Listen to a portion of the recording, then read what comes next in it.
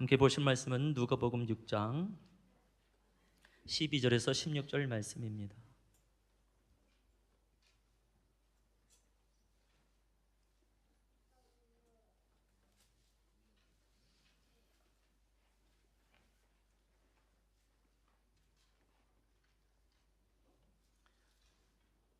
누가복음 6장 12절에서 16절 말씀, 우리 한 절씩 교독하도록 하겠습니다. 이때에 예수께서 기도하시러 산으로 가사 밤이 새도록 하나님께 기도하시고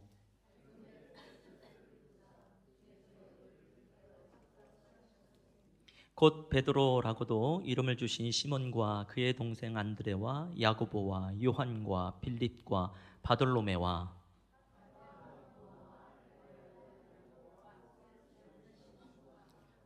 함께 있습니다. 야고보의 아들 유다와 예수를 파는 자 될 가룟 유다라. 아멘. 좀 아멘하기에 좀 찜찜하죠? 예수를 판다고 되어 있어서 주님 안에서 우리가 함께 만남이 얼마나 감사한지 모르겠습니다. 계속해서 우리가 설교를 듣기 전에 두 사람씩 또 삶을 나누고 그렇게 하는데요. 오늘도 한번 해보죠. 앞뒤 사람들 또 양옆에 사람들 두 사람이 됐든지 세 사람이 됐든지 뭐 각자 한 1분 정도 지난 한 주간 동안 어떠한 삶을 사셨는지 또 하나님께서 어떻게 우리를 인도해 주셨는지 한번 잠시 이야기를 나눠보죠. 아무도 혼자 계시지 마시고요. 누군가도 옮겨 가셔서 또 참견도 해주시고 주시면 고맙겠습니다. 한번 이야기해 보시기 바랍니다.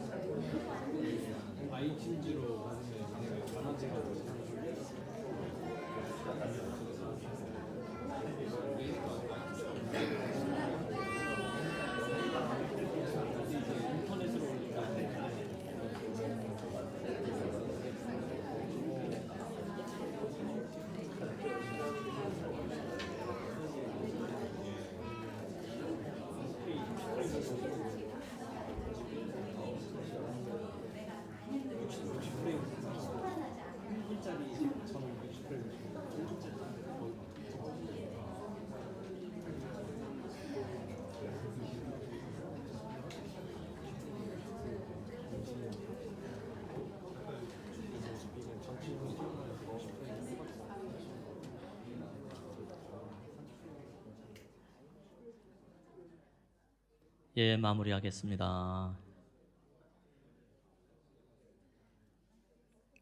우리가 나누실 때는 할 수만 있으면 좀 적극적으로 나누시면 좋을 것 같습니다. 우리의 입은 먹기 위해서만 있지 않습니다. 말을 하라고 있는 입이니까 마음껏 말하십시오.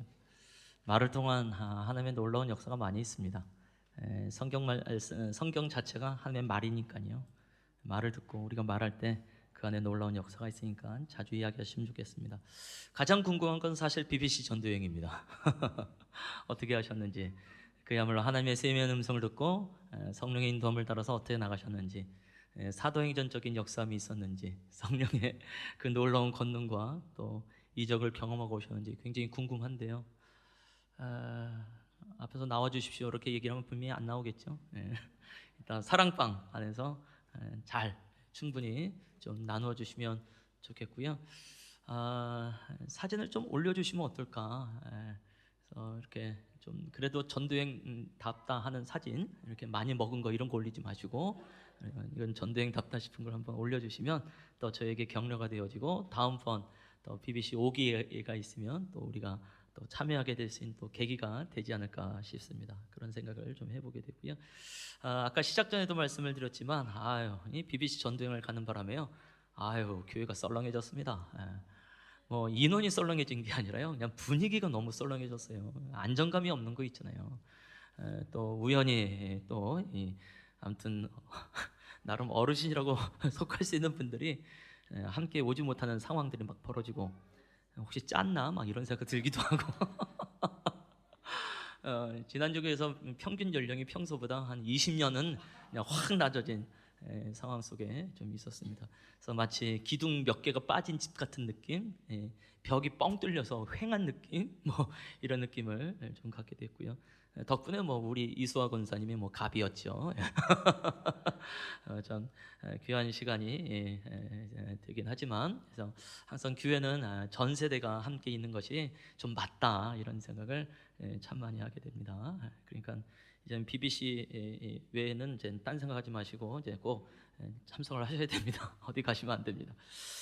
또 지난 2박 3일 동안에요. 그 목금토 이제 제물포역 근처에 숭인교회라고 굉장히 좀 오래된 교회더라고요.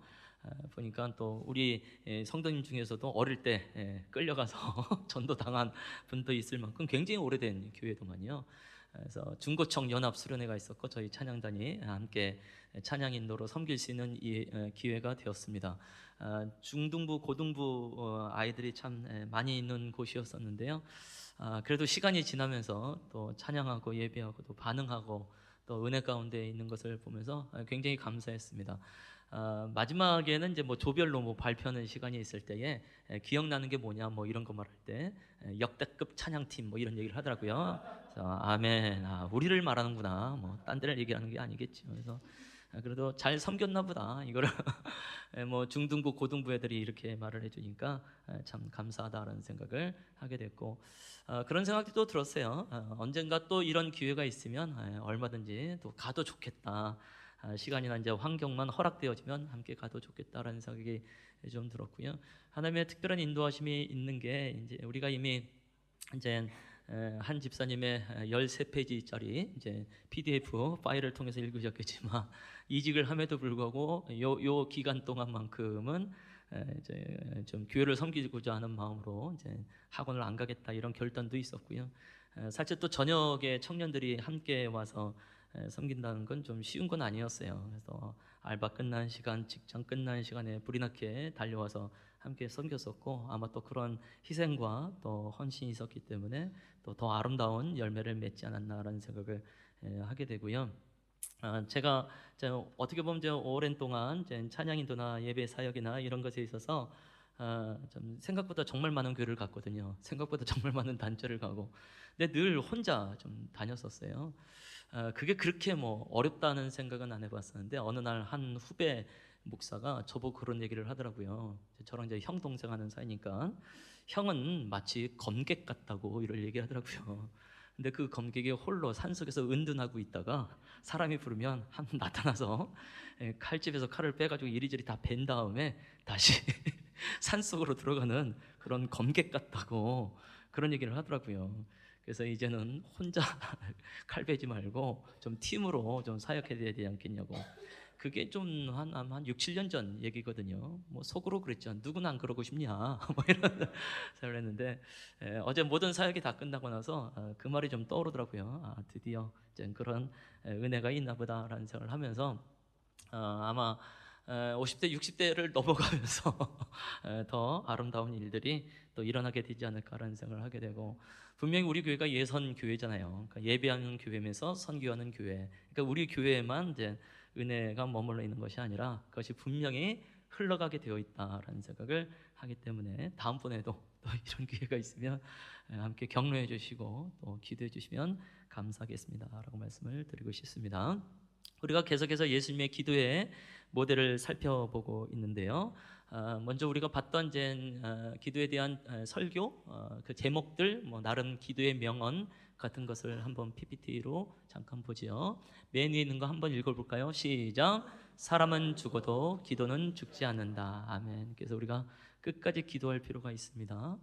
기도한 사람 뭐 열매를 못 보고 그냥 죽잖아요. 그렇지만 그 기도는 살아서 역사되어지고, 그래서 마침내 또 믿지 않던 부모님이, 믿지 않던 이 형제가 또 주님을 믿음으로 또 돌아온 역사를 이제 발견하게 된 거죠. 또 그다음 또 글을 읽어볼까요? 시작. 사람이 일하면 사람이 일할 뿐이지만 사람이 기도하면 하나님이 일하신다. 참 단순하면서도 참 멋진 말이고 거의 진리와 같은 말이 아닌가라는 생각을 하게 됩니다. 사람이 일하면요 오류가 생깁니다. 또 반드시 오작동되고 실패할 수밖에 없습니다. 자기는 성공이라고 생각할는지 모르겠지만 결론적으로는 실패하는 인생이 되거든요. 그러나 사람이 기도하면 하나님이 일하십니다. 하나님 그분 자체가 워낙 완전하신 하나님이시기 때문에 그분의 하시는 일도 완전하신 일인 줄로 믿습니다. 물론 지금 당장엔 하나님의 일이 나한테 좀 손해처럼 느껴질 수 있어요.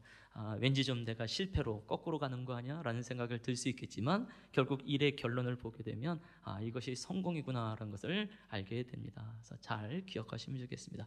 지난주 우리가 봤었던 제목은 너무 바빠서 기도합니다라는 것이죠.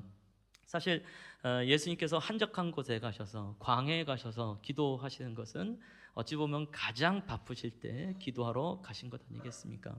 사람들이 말씀을 드리려고 왔습니다. 병 고침을 받고자 하는 것도 있었지만 분명히 성경 말씀 보면 말씀도 듣고 또 치유도 받기 위함이라 이렇게 되어 있거든요. 그러니까 예수님을 따라왔던 무리들의 특징은 어떻게든지 예수의 말씀을 듣고 싶다라는 갈망이 있었습니다. 그거와 함께 또 치유함도 있게 되어지는 것이죠. 그래서 늘 예수님과 이제 수많은 사람들이 있었는데요. 다른 본문 말씀에서 보게 되면 예수님은 식사할 겨를도 없으시다라고 되어 있어요. 얼마나 많은 무리들이 몰려왔으면. 그러니까 지난주 우리가 봤던 것처럼 예수님이 그들을 물러나사 은퇴하사 한적한 곳으로 가셨다라고 되는데 늘 사람들을 배척했던 건 아닙니다. 식사할 겨를이 없을 정도로 많은 사람을 만났기 때문에 그래서 굉장히 바쁜 삶을 예수님께서 사셨습니다. 사실 오늘날 현대인처럼 바쁘게 사는 사람이 또 있을까요? 특히 우리 청년들 어마무시하게 바쁘게 삽니다. 특히 형제들보다도 자매들이 엄청나네요. 그냥 웃으면서 쳐다보시죠. 여기 해당되는 분들 굉장하더라고요. 근데 예수님보다는 바쁘진 않을 것 같아요. 식사할 겨를도 없으신 예수님을 보면서 그래도 한적한 곳을 찾아가시고 그것은 그 기도가 가장 우선되어지고 기도할 때야 비로소 그 바쁜 일들을 처리할 수 있고 또 온전하게 할 수 있기 때문에 아마 예수님께서 그렇게 하신 것이 아닌가라는 생각을 하게 됩니다. 그래서 굉장히 유명한 말이죠. 미국의 이제 윌로 크릭이라고 하는 미국의 아주 대표하는 교회 중에 한 교회의 이제 담임 목사님 되시는 이제 빌 하이벨스라고 하는 분이 이제 이 말을 한 건데요. 우리 한번 옆에 분의 얼굴 보고 인사죠. 바빠도 기도하십시다 하고.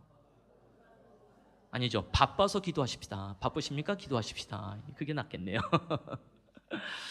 그러면서 또 함께 나눴던 거 굉장히 참 중요한 말이라고 생각해요. 맨 밑에 있는 글씨 한번 읽어보겠습니다. 시작.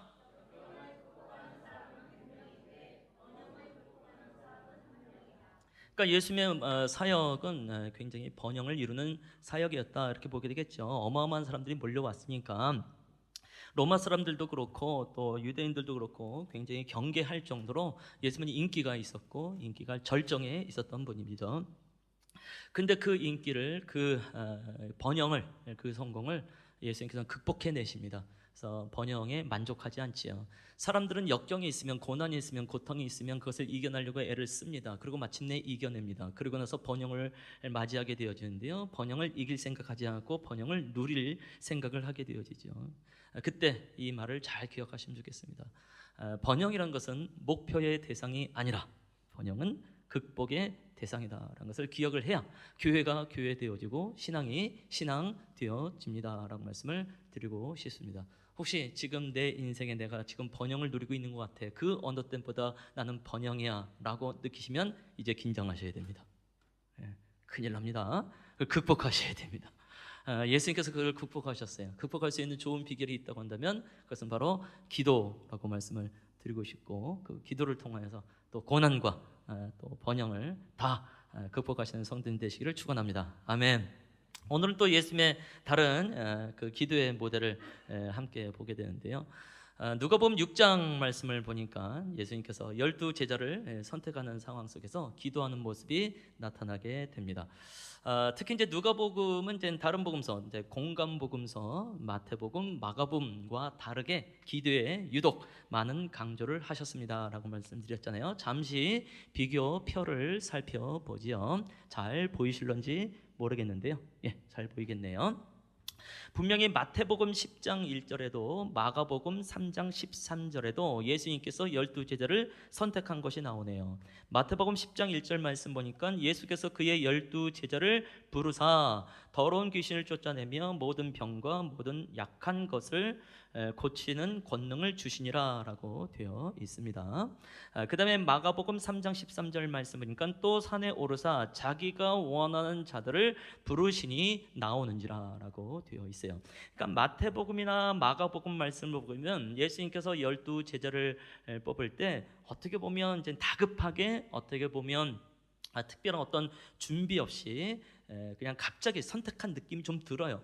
굉장히 이 과정을 이제 중요하게 다루지 않습니다. 그러나 누가복음 말씀 안에서는 특히 12절 안에서 이제 두 번이나 기도라는 단어를 쓰면서 12제자를 선택할 때 예수님께서 먼저 무엇을 했는가가 나오게 되어지죠. 두 번이나 한 구절 안에 두 번이나 반복한다는 것은 굉장히 중요하다라는 의미가 되어지죠. 그래서 이 강조법을 우리가 잘 이해를 해야 되고, 계속해서 말씀드리면 예수님은 그 어떤 분보다도 기도가 필요 없는 분이라고 우리는 충분히 느끼잖아요. 그럼에도 불구하고 기도를 하는데 그 기도에 대한 표현이 두 번이나 반복된다는 것은 그만큼 예수님께서 기도를 굉장히 중요하게 여겼습니다. 또 이 기도에 대해서 어떻게든지 제자들에게 모범을 보이기를 원하십니다라는 것을 알게 된다는 것이죠. 그래서 우리도 기도의 사람이 예수님처럼 됐으면 좋겠다라는 마음으로 나누게 되어지죠. 특히 이제 산에 가셔서 이제 기도하는 모습이 나오게 되어집니다. 지난주에는 한적한 곳에 가셔서 광야라는 곳에 가셔서 기도하셨는데 이번에는 산에 가셔서 기도하시죠. 그래서 복음서 전체를 보게 되어지면 예수님께서는 그런 광야 한적한 곳에서 가서 기도하시든지 산에 가서 기도하든지, 특히 산은 이제 감람산이 나올 때가 이제 상당히 많이 있는데요. 결국 뭐냐면 당시에 집을 떠날 때 기도가 된다는 것을 예수님께서 누구보다도 잘 간파하신 것이 아니겠느냐. 그것은 나한테 익숙한 장소를 떠날 때 아마 그것이 제대로 된 기도의 효과가 아닌가라는 생각을 해보게 되면서 우리 성도님들도 기도하시는 분들 아니겠습니까? 아멘. 더나 기도에 대한 설교를 매주 듣는데 안 할 리가 없어요. 근데 그 장소가 어딘지 좀 궁금합니다. 안방이거나 침대이면 더 이상 얘기하지 않는 것이 그래서 좀 나한테 익숙한 장소를 좀 떠나시면 어떨까. 적어도 안방을 떠나서 거실, 좀 베란다 창문 앞에서 기도하시는 게 그래도 선선한 바람과 함께 기도하시는 게 낫지 않겠는가라는 생각을 하게 되고, 우리 집은 난방이 잘 돼서 창가도 따뜻합니다. 그러면 예선교회로 오시면 됩니다. 특히 예선교회, 아이고 5시 반 딱 됐잖아요. 온도가 17도, 18도, 아무리 저 보일러를 들이들이 떼도 이게 20도를 안 넘어갑니다. 요즘 같은 겨울 속에서. 그래서 기도하기에 딱 좋습니다. 물론 그 와중에서도 뭐 주무신 분들이 계세요. 그렇지만 확실히 교회를 오면 또 기도가 잘 된다라는 생각을 하게 되니까 나의 삶에 좀 익숙한 장소를 한번 떠나시면 어떨까라는 생각을 하게 됩니다. 특히 예수님께서 이제 기도하실 때에 뭐라고 되냐면 밤이 새도록 기도하시고 날이 밝음에라고 되어 있습니다. 밤이 새도록. 이게 굉장한 거 아닙니까? 예수님께서 기도하셨다는 것도 놀랍지만 기도를 두 번이나 반복하는 것도 놀랍고, 더 놀라운 건 밤이 새도록 기도하셨다는 건 날이 밝을 때까지니까 초저녁서부터 날이 밝을 때까지, 아침 때까지 기도하셨다고 보면 되겠어요. 그래서 그 시간을 보통 주석가들은 11시간에서 12시간으로 보고 있습니다. 좀 당황스럽죠. 예수님 너무 기준을 높이 잡으셨죠. 그냥 1시간 정도만 기도해도 우리가 좀 어떻게 따라갈 텐데 어떻게 11시간, 12시간을 기도를 하냔 말이에요.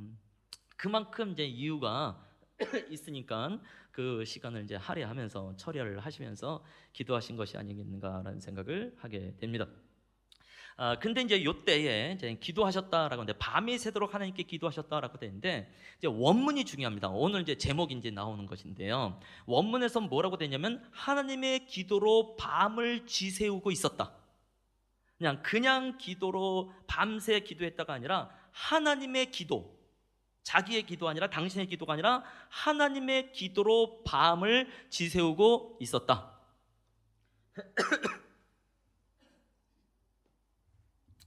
3일 동안 뭐 어마어마하게 찬양을 했더니요, 목소리가 많이 깔아앉았네요.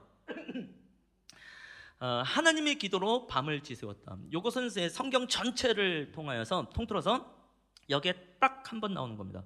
굉장히 독특한 표현이 되어지고 독특한 기도다 이렇게 볼 수 있겠죠. 그러니까 우리가 딱 들어도 어떤 기도냐, 하나님께 집중되어진 기도이다. 하나님을 온전하게 향한 기도이다. 아마 그 말이 가장 좋을 것 같아요. 하나님께 사로잡혀 있는 기도이다. 그렇죠? 당신 예수님이 뭐 어쨌든 신성으로 하나님이신데 그럼에도 불구하고 철저하게 인성이신, 철저하게 인간이신 예수님이 하나님에게 완전히 사로잡혀 가지고 기도하시는 모습을 발견하게 되는 거죠. 그러다 보니까 이런 시간 12시간씩 기도할 수 있는 상황이 되는 것 아니겠는지요.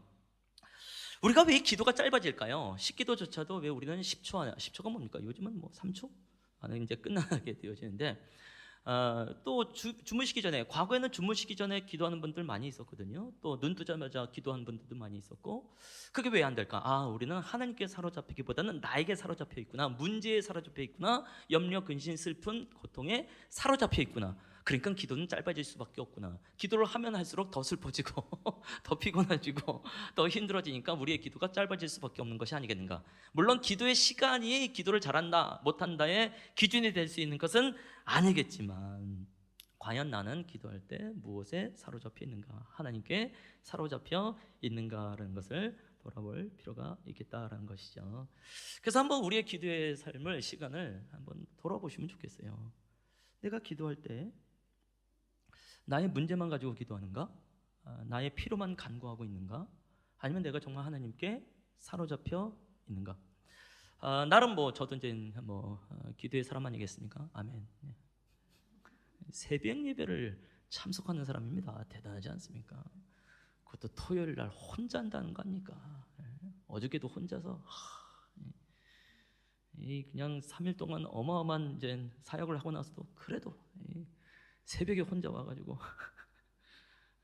어제는 전기가 아깝더라고요. 그래서 보일러를 끄고 했습니다. 그러니까 9도, 막 8도, 좋더만요. 너무 추워서 10분만 하고 그만뒀어요.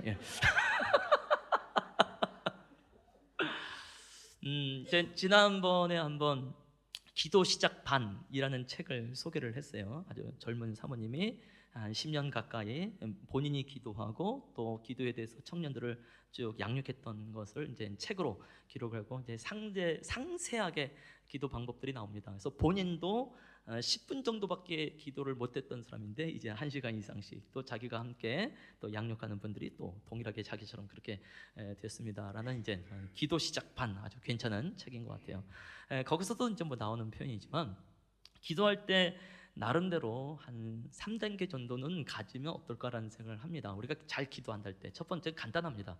그냥 하나님의 이름을 부르시면 됩니다. 하나님, 충분해요. 하나님. 저도 늘 시작할 때 정말 많이 하죠. 아니면 아버지. 과거에 이제 우리의 믿음의 선배님들은 아버지 이렇게 기도 많이 했어요. 주여. 예수님, 그렇죠? 예수님, 성령님 이렇게 부르는 것만으로도 기도가 돼요. 왜냐하면 우리가 많이 들은 대로 기도는 하나님과의 대화이니까. 내가 누군가와 대화를 할 때 맨 처음엔 이름을 부르면 대화가 시작된단 말이죠. 그래서 내가 하나님을 하나님이라고 부를 때, 아버지라고 부를 때, 예수님, 성령님이라고 부를 때 하나님이 나랑 대화할 준비가 됐구나라는 것을 알고 하나님도 또 함께 하시고 또 우리가 그것을 느낄 수 있는 것이 아닌가라는 생각을 해보게 됩니다. 어떻게 보면 그 이름을 부르는 것이 약간 워밍업 같은 생각이 들기도 하지요. 그 다음에 2단계가 되어질 때 또 뭘 말해야 될지 우리가 잘 모르잖아요. 당장 기도를 하려면 뭐부터 기도해야 될지 잘 모르겠어요. 그때 좋은 건 하나님이 어떠한 분지를 기억하면서 하나님을 입으로 말할 때 기도가 훨씬 더 잘 되는 것을 발견하게 되죠. 제가 제일 많이 고백하는 것은 하나님은 나에게 신실하신 분이십니다. 이런 고백 많이 합니다. 하나님은 나에게 광대하신 분이십니다. 하나님은 참으로 크신 분이십니다. 그러다 보면 하나님은 나에게 아버지가 되십니다. 하나님 임마누엘이 되십니다. 그래서 나름 제가 알고 있었고 나름 경험했던 하나님을 조금씩 말하기 시작해요. 그러면 내 안에 이제 기도에 대한 소망이 일어나죠. 내가 기도할 수 있는 근거가 이제 하나님이 이러이러한 분이기 때문에 난 기도해도 되겠구나라는 생각이 일어나게 되어지죠. 그래서 우리 성도님들에게 있어서 경험되어진 하나님, 또 알고 있는 하나님이 어떤 분일까요? 우리가 이제 늘 알고 있는 것처럼 사랑의 하나님, 은혜의 하나님, 이 정도도 아주 좋잖아요. 아까 우리가 읽었었던 것처럼 자비롭고 은혜로우시며 노하기를 더디하시는 하나님. 그렇게 표현하는 것만으로도 내가 하나님께 기도할 수 있는 어떤 근거가 생깁니다. 전지전능하신 하나님, 어떻게 보면 굉장히 기독교 안에서 평이하게 하나님을 나타내는 표현을 했는지 모르겠지만 하나님은 우리에게 전지전능하신 하나님입니다 라고 말하는 순간 내가 하나님께 간구하고 기도할 수 있을 만한 근거가 확 살아나게 됩니다. 내가 스스로 살아갈 수 있는 것이 아니구나라는 것을 알게 되고, 사람이 기도하면 하나님이 일하신다라는 것이 무엇인지 알게 돼요. 왜? 그 하나님이 어떤 분인지 우리가 이제 경험하게 되어지는 거니까. 그래서 하나님, 예수님, 아버지, 성령님을 말할 보면 하나님은 나의 신실하신 분이십니다. 나의 구원자이십니다. 전지전능하신 분이십니다. 무소부지하십니다. 우리가 수련할 때 배운 게 있습니다. 존지, 권거, 공인진, 무영불. 좀 웃어줘야 되는 거 아니에요? 이쯤 되면. 그러니까 하나님이 어떤 분인지에 대해서 이제 쭉 말씀을 했는데요. 그게 뭔지는 나중에 알려드리도록 하겠습니다. 그리고 이제 세 번째가 되어지면 이제 기도에 대한 소망이 일어나니까, 하나님 이 문제에 대해서 어떻게 기도하기를 원하십니까? 내가 바로 나의 문제를 갖고 기도하는 것이 아니라, 우리가 기도한다는 것은 일단 문제가 있으니까 기도할 때가 많잖아요. 하나님 이 문제에 대해서 내가 어떻게 기도하기를 원하십니까? 그러니까 이것이 이제 드디어 하나님의 기도로 기도하는 것이 무엇인지 알게 되는 순간이 되겠지요. 문제만 바라보고 염려와 걱정과 환경만 바라보고 사람만 바라보고 마구 나의 마음과 나의 감정을 쏟아내는 것이 아니라, 하나님 내가 이런 문제가 있거든요. 이런 관계에 어려움이 있거든요. 또 내가 이러한 진학을 해야 되거든요. 또 이러한 또 사업을 해야 되거든요. 내가 이러이러한 또 양육을 해야 됩니다. 근데 내가 어떻게 될지 잘 모르겠습니까? 잘 모르겠습니다. 하나님 어떻게 기도하기를 원하십니까? 라고 여쭤보면요, 신기하게도 조금씩 어떻게 기도해야 될지에 대해서 알게 되어지죠. 아주 희미하게 다가오지만 그것을 붙잡고 기도를 하다 보면 점점 구체화되는 것을 발견하게 됩니다. 마치 무엇과 같냐면, 우리가 컴퓨터를 할 때 먼저 전원을 켜야 될 것 아니겠습니까? 전원을 켜지 않고 컴퓨터를 할 수 없잖아요. 그러니까 내가 하나님, 아버지, 예수님, 성령님 이라고 말하는 것은 마치 전원을 켜는 것과 같다라는 생각을 하게 되죠. 또 내가 컴퓨터 안에 있는 파일을 읽으려면 내 컴퓨터라고 하는 아이콘, 폴더를 클릭을 해야 될 것 아니겠습니까? 그러면 그 안에 폴더라는 게 있잖아요. 폴더를 또 클릭을 해야 내가 원하는 문서이든지 음악이든지 영화든지 그림이든지 보게 되는 파일을 만나게 될 것 아니겠어요? 그래서 내 컴퓨터라고 하는 것, 아니면 폴더라고 하는 것이 마치 하나님은 나에게 이러이러한 분입니다 라고 하나님을 기억하면서 찬양하는 것과 같습니다 라고 말씀을 드리는 것이죠. 그러고 난 다음에 마지막 폴더에 가서 하나님 어떻게 기도하기를 원하십니까? 라고 폴더를 클릭하게 되면 이제 기도해야 되는 파일이 쫙 열린다. 더 어렵나요? 네. 자, 아무튼 그런 생각을 좀 하게 되는 것이죠. 그러면 우리가 집중하면서, 하나님의 기도에 집중하면서 기도하는 것이 무엇인지 알게 된단 말이죠. 그러니까 요 과정만 딱 지나가도요, 기본적으로 시간은 10분이 지나갑니다. 기가 막히지 않습니까? 내가 10분 동안 기도한 사람이 되었구나. 네. 그러면서 이제 점점 집중을 하다 보면 조금씩 기도의 시간이 일어나면서 진짜 하나님과 대화하고 교제하고 사귄다는 건 무엇인지 알게 되어지죠.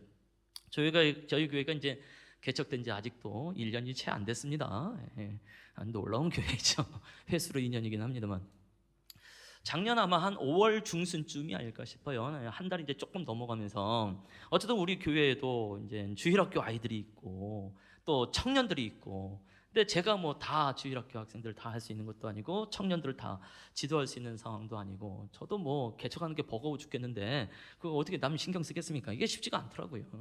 그렇지만 필요는 계속해서 느껴지고, 그러니까 결국 하나님께 기도할 수밖에 없는 거죠. 그래서 새벽에 참 많이 기도했던 것 같아요. 하나님, 이 주일학교 우리 자녀들을, 또 우리 청년들을 어떻게 지도해야 되겠습니까? 어떻게 하면 좋겠습니까? 라고 기도할 때에 뭐 딱 하나죠. 교육자. 교육자가 있어야 되겠구나. 그래서 하나님께 정말 그 5월 달서부터 기도 많이 했던 것 같아요. 하나님, 우리에게 교육자를 보내주시옵소서. 황당한 기도죠. 교육자를 우리가 만난다는 얘기는 사례비를 줘야 된다는 얘기잖아요. 근데 사례비를 줄 수 있는 상황도 아닌 거고, 그러나 교육자는 필요하니까 주여 교육자를 주시옵소서. 그래서 주일학교 교육자도 주시고 청년부 교육자도 주시옵소서. 나름 열심히 기도를 했던 것 같아요. 누가 떠올랐을까요? 당연히 윤세영 전사님이 떠올랐죠. 원래 이제 개척 초기서부터 이제 함께 하셨던 분이었기 때문에, 그래, 적어도 주일학교는 우리 윤세영 전사님이 하셔야 된다라는 마음을 계속해서 이제 가지면서 기도하는 거죠. 그러니까 조금씩 저도 클릭하고 폴더를 열고 클릭하고 폴더를 열고 마지막 파일을 연 거죠. 윤소영이라는 파일을 연 거죠. 그러니까 그런 과정에 있다 보면 뭐 시간 뭐 몇십 분 금방 지나가게 되어집니다. 그리고 나서 이제 우리가 연말에 드디어 그 열매를 이제 보게 된 것 아니겠습니까? 아유, 감사하게도 또 우리 윤 전사님은 또 직장이 있더라고요. 할렐루야. 뭘 의미하는지 잘 이해를 하실 거라고 생각을 하고, 그래서 이제 또 담대하게 이제 구하는 거죠. 하나님, 우리에게 청년부 교육자를 허락하여 주시옵소서. 아멘. 주여, 무보수입니다. 주여, 아멘. 어쨌든 그래서 그런 기대와 이제 소망이 있고요. 또 물론 더군다나 우리 교회가 개척되어지는 상황 속에서 뭐 이건 말할 것도 없죠. 그렇죠? 특히 이 장소를 우리가 구하는데 이게 얼마나 어렵습니까? 그렇죠? 그러니까 우리가 적어도 12주 동안 1월 달서부터 3월 달까지 12주 동안 간절하게 기도한 건 뭐냐면, 하나님은 어떻게 개척을 해야 되겠습니까? 우리는 잘 모르겠습니다. 주님께서 주님의 교회를 세우신다고 말씀하지 않았습니까? 하면 그러한 분인데 우리는 어떻게 해야 될지 정말 모르겠습니다. 가장 구체적으로 돈이 없습니다, 주님. 근데 이 장소를 만나면서 이미 우리가 아는 대로 이 장소의 건물 주인께서는 이제 권사님이시고, 세상에 월세를 30만 원씩 우리한테 헌금하신다는 거 아닙니까? 그래서 우리가 여기에 버티고 있는 것이죠. 안 그러면 우리는 벌써 이제 쪽방치한 거죠. 그래서 굉장히 감사한 것 아니겠는지요. 그래서 점점점 하나님께 가까이 가서 자꾸 여쭤보는 거예요. 이 문제에 대해서 하나님 어떻게 기도하기를 원하십니까? 그때 주님의 주시는 지혜를 가지고 기도하게 될 때 우리도 하나님의 기도로서 기도하는 것이 무엇인지 알게 됩니다 라고 말씀을 드릴 수밖에 없겠죠. 왜 예수님께서 이렇게 하나님의 기도에 사로잡혀서 기도하게 되었을까요? 그것은 12제자를 선택하는 거예요. 우리는 12제자가 워낙 탁월한 분들이었기 때문에 그렇게 12제자에 대해서 존경심을 이렇게 쉽게 떨치지 못하게 되어지는데요. 워낙 사도행전에서 나오고 있는 제자들을 보니까, 또 복음서에서 중간중간에 뭐 어마어마한 전도의 역사를 본다든지, 특히 물 위를 걸어 다닌다든지, 예수님과 함께 오병이어의 역사를 이루어가든지, 이런 걸 보니까 12제자에 대해서 우리가 좀 굉장히 긍정적인 생각을 많이 갖게 되어집니다. 근데 처음부터 그랬던 건 아닌 것 같아요. 대부분 12제자는 20대 청년들이었다고 보시면 되겠습니다. 당시에 생각보다 젊어요. 예수님 자체가 뭐 33세 뭐 이쯤, 31세 33세 요 사이 때에 사역을 하셨으니까, 그렇다고 40대 데리고 제자 사역할 수는 없잖아요. 그래서 20대, 특히 요한 같은 경우는 10대 후반이었을 가능성이 크다고 말하고요. 많아봐야 베드로 같은 경우 이미 결혼을 했으니까 30대 초반 정도가 된단 말이죠. 그래서 제자로서의 부름을 받기에 합당한 분들은 지금 여기 이렇게 이 주변에 있습니다. 물론 청년 비슷한 분들이 있긴 하지만 속으시면 안 되고, 아무튼 뭐 이런 분들. 그러니까 지금 우리의 입장에서도 20대를 생각해 보세요. 10대 후반을 생각해 보세요. 이들을 예수님께서 지상 명령을 이루실 만한 동역자로 함께 한다는 것은 신뢰가 안 되죠. 쉽지 않지요. 그리고 각 구성원이 일단 너무 다릅니다. 특히 지금 우리 본문에서도 이제 나왔는데요. 셀롯이라는 시몬, 우리가 잘 모르잖아요. 셀롯이라는 시몬, 이 사람은 열심당원이라고 돼 있어요. 그러니까 어떻게 보면 로마 속국에서부터 이스라엘이 해방되기를 원하는 독립운동가 정도라고 보셔도 되겠습니다. 근데 이제 누구와 이게 결정적으로 부딪히냐면 마태예요. 마태. 레위라고도 부르기도 하고 마태라고 부르는 거예요. 이 사람은 세리였습니다. 당시의 세리라는 것은 로마의 앞잡이 같은 느낌을 줬지요. 과거에도 우리도 일제시대 때를 생각해 보면 일본 순사보다 더 악한 사람이 앞잡이였다면서요. 그래서 그 앞잡이에 대한 상처가 어마어마하게 많이 있었습니다. 그러니까 어떻게 보면 마태라고 하는 이 제자는 로마의 앞잡이가 되어집니다. 그러니 독립운동가와 앞잡이가 함께 제자 그룹 안에 있으니 이걸 어떻게 해야 되겠냐 말이에요. 그럼에도 불구하고 예수님께서는 이 두 사람을 제자로 선택을 해야 되니까 얼마나 곤란한 일입니까? 요한과 야고보 같은 경우는 형제인데요. 사마리아 지역에서 사람들이 복음을 받아들이지 않으니까 화를 내면서 지금이라도 하늘에서 번개가 내려서 사마리아를 이제 완전히 그냥 불바다가 되게 할까요? 막 그런 표현을 쓴단 말이죠. 그러니까 뭐 사랑의 사도가 그때는 아니었던 것을 알게 되어지고, 그래서 예수님께서 그들의 이름을 별명을 우리의 아들이라고 말할 정도로 굉장히 혈기가 많기도 했죠. 결정적인 사람이 가룟 유다죠. 분명히 예수님께서는 아셨어요. 분명히. 그리고 오늘 읽었던 이 본문에서 예수를 팔자 가룟 유다라고 되어 있단 말입니다.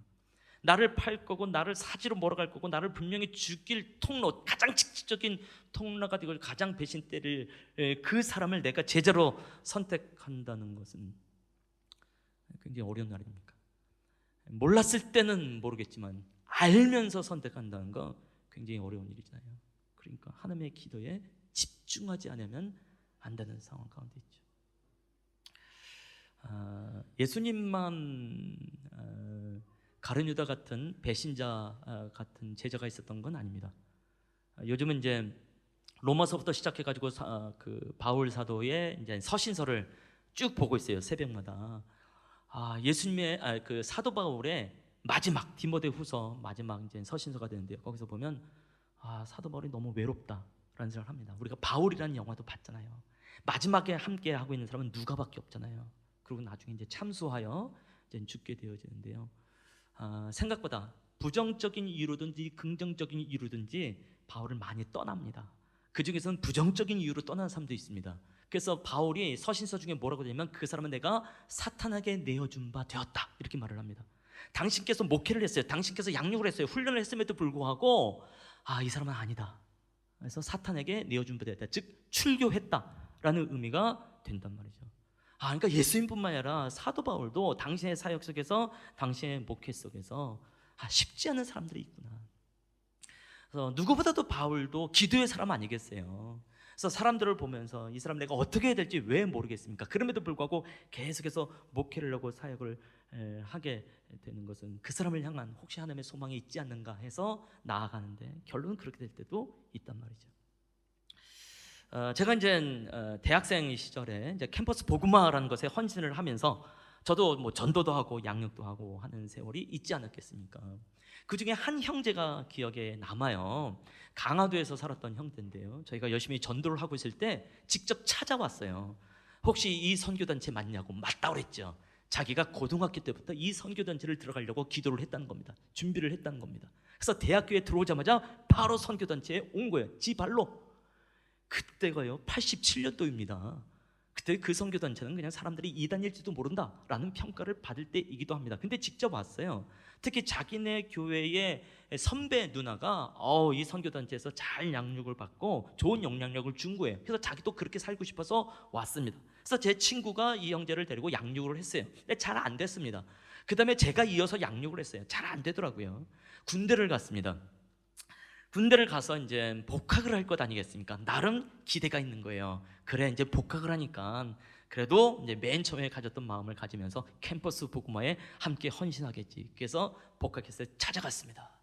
근데 놀라운 말을 들었습니다. 형, 나 이제 예수 안 믿기로 했어. 그런 얘기 들어본 적 있습니까? 형, 나 교회 다니지 않기로 했어가 아니라 나 이 선교단체에 안 들어갈 거야가 아니라 나 예수 안 믿기로 결정했어. 그때 그 충격을 제가 잊을 수가 없어요. 그래서 실패자, 그렇죠? 그러니까 그 어떤 사람이 자기의 양육이나 자기의 어떤 사역의 실패를 말할 때 제가 그 얘기를 하면 당신 나보다 더 실패해봤어? 뭐 이런 생각을 하면서 말하면 뭐 약간 뭐 경례도 받고도 뭐 그러긴 합니다만 너무 그때 그 충격이 좀 있었던 기억이 나요.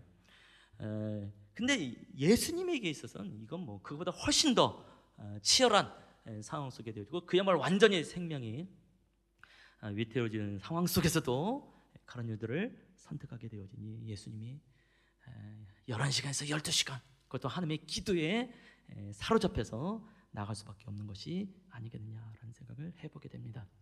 오늘 우리가 함께 찬양을 하면서 좀 우리도 이제 뭐 슬프잖아요. 두려움이 많이 있고 어려움이 많이 있고 그래서 우리도 기도를 하는데 때로는 이 기도라는 것이 가룟 유다처럼 내가 해결되어지지 않는 결국 나를 가장 어렵게 만드는 상황이 될 때도 많이 있지 않습니까?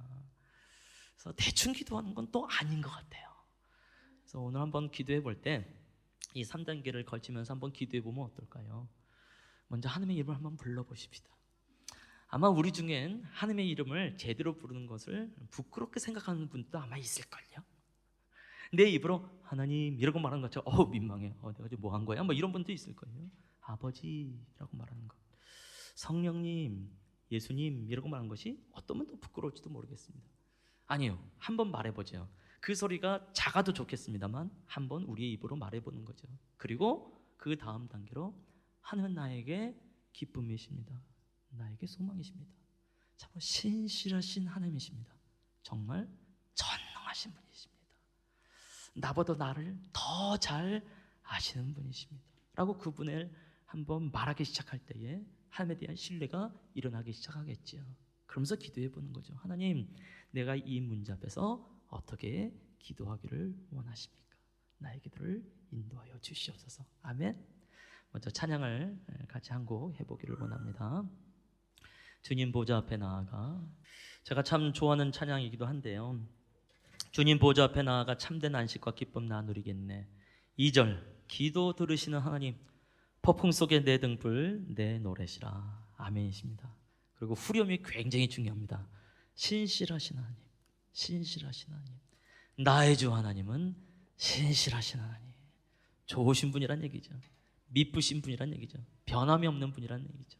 성실하신 분이란 얘기고, 진실하신 분이란 얘기고, 은혜로운 분이란 얘기겠죠. 그래서 이 하나님을 의지하면서 함께 찬양해 보기를 원합니다.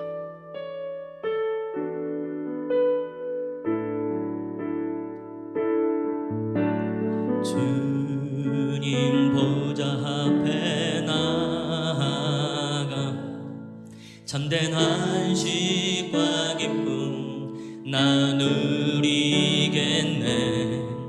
경배하며 주의 얼굴 구할 때 신실하신 주님 찬양해. 한 번 더 주님 보좌 앞에 나가, 주님 보좌 앞에 나가 참된 안식과 기쁨 나누리겠네. 경배하며 주의 얼굴 구할 때 신실하신 주님 찬. 한번 오른손 높이 들고, 신실하신 하나님, 신실하신 주, 나의 주 하나님은 신실하신 주. 한 번 더, 신실하신 하나님, 신실하신 하나님,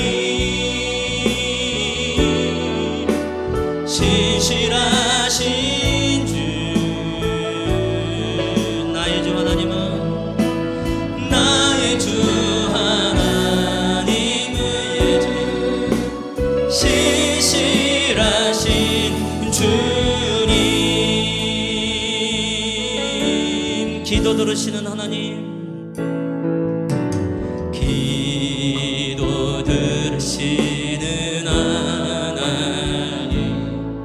폭풍 속에 내 등불 내 노래시라.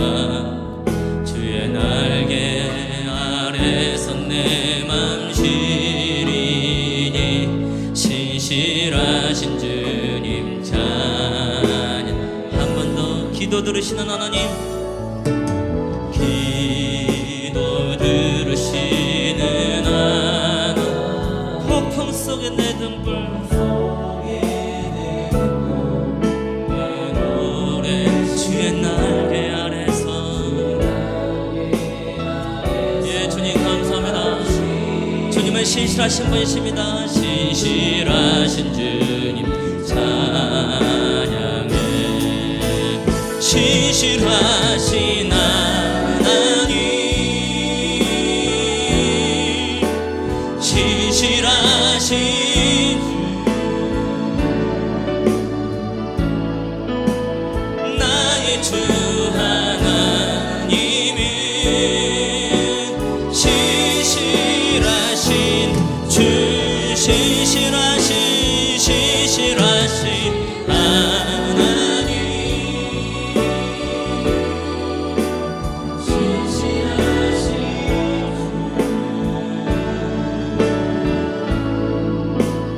나의 주 하나님은 신실하신 주님. 우리 한번 기도해보는 시간이 되기를 원합니다. 또 내 삶 가운데 어떤 문제가 있는지, 내 삶 속에 어떤 기도 제목이 있는지 한번 살펴보시죠. 그러면서 그냥 기도하지 마십시다. 한번 하나님의 이름을 불러보시죠. 아버지의 이름을 불러보시죠. 예수님의 이름을 불러보시죠. 성령님의 이름을 불러보시죠. 항상 기도할 때 내 기도 소리가 내 귀에 들릴 수 있을 만큼 기도하시기를 권해드립니다.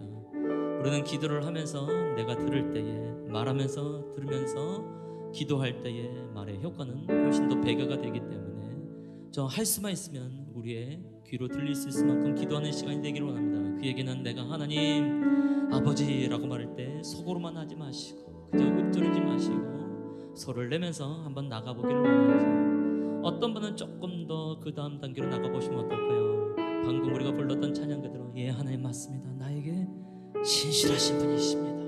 하나님 나의 아버지가 되십니다. 하나님 나의 친구가 되십니다. 나의 소망이 되십니다. 나의 피난처가 되십니다. 나의 안전이십니다. 그러면서 우리는 또 동시에 여쭤보는 거죠. 하나님, 내가 이 문제 앞에서, 이 기도 제목 앞에서 어떻게 기도하면 좋겠습니까? 하나님, 나의 기도를 인도해 주시면 안 되겠습니까? 주님, 내가 그 기도를 통하여서 예수님의 기도가 무엇인지 알게 되어지고 나도 동일한 문제 극복함이 무엇인지 알게 될 줄로 믿습니다. 자, 각자의 고백으로 함께 기도하는 시간이 되기를 원합니다. 기도하시겠습니다. 하나님 감사합니다. 주 예수님, 나에게 기도할 수 있는 모범이 되셔서 감사를 드립니다. 성령님, 나의 기도를 인도하셔서 감사를 드립니다. 하나님, 나의 아버지가 되셔서 감사를 드립니다. 하나님, 나에게 신실하신 분이 되셔서 감사를 드립니다.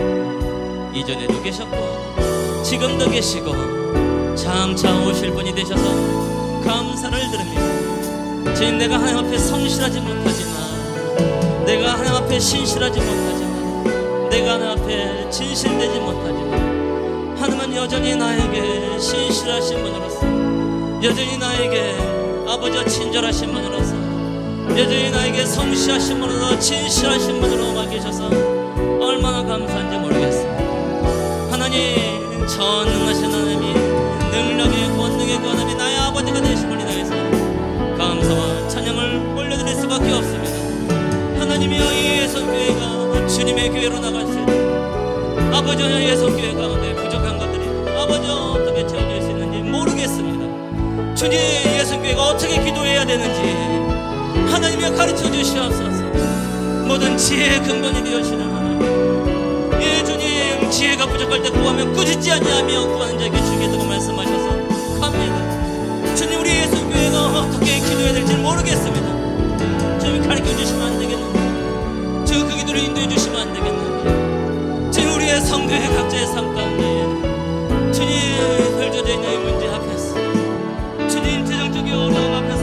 어떻게 기도해야 될지 우리가 참으로 모르는 사람들입니다. 아버지 어떻게 기도할지 가르쳐 주시옵소서.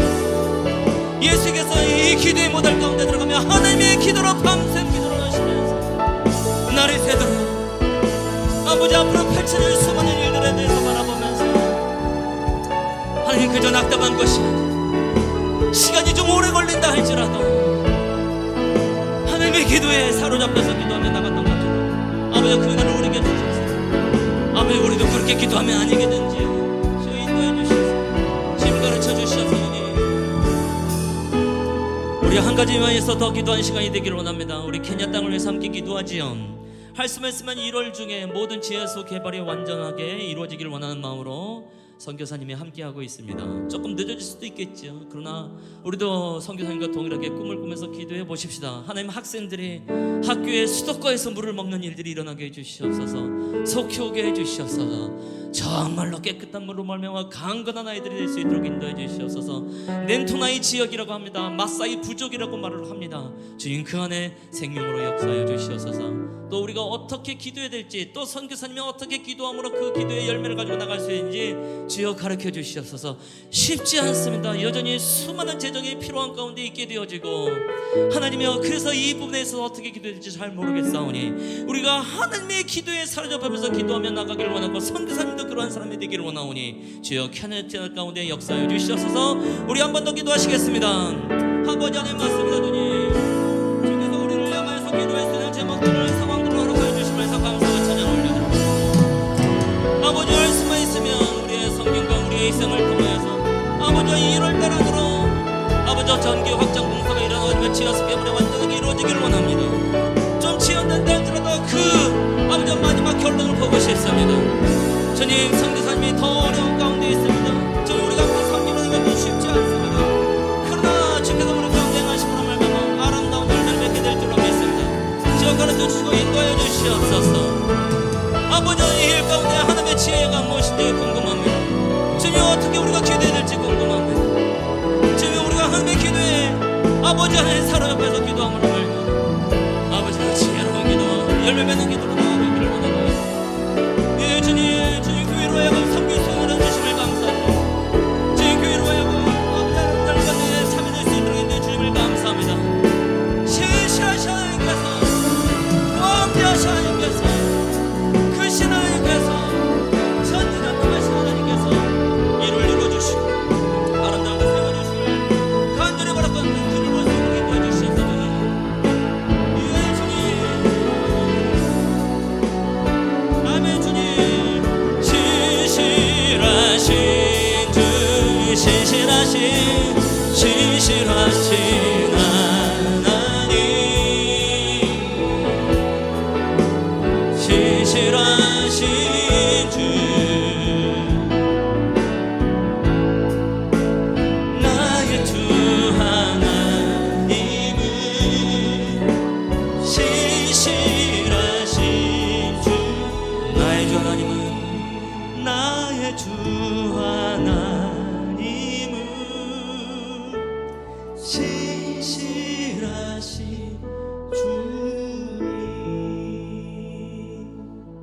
하나님이여 우리로 하여금 하나님의 이름을 부를 수 있는 은혜를 주심을 감사합니다.